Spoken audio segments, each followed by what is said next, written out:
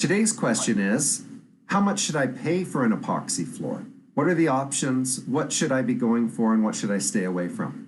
Well, that's a pretty easy formula. Epoxy floors are a simple process, but it takes a fair bit of time and it's a lot of work to get it done, so they're expensive. It's not a super cheap prospect. It's important to shop around and make sure that you're getting the best rate and that you're comparing apples to apples and not apples to oranges. What we see is in our company, it's about just over $8, $8.25, I believe it is, for a square footage for doing your garage. But you'll see people advertising at $6 a square foot, up to $15 a square foot.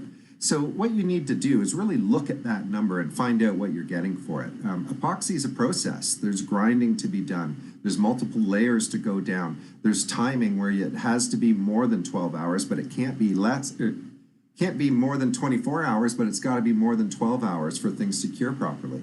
There's lots of things to factor into this. So when you're making your choice, make sure that you do a little spreadsheet for yourself and look out for those hidden fees, look out for those enviro fees, look out for anything that doesn't seem very straightforward and normal. You deserve a quote that is easy to read and easy to understand. Here at Affordable Epoxy Floors, we'll make sure you have that.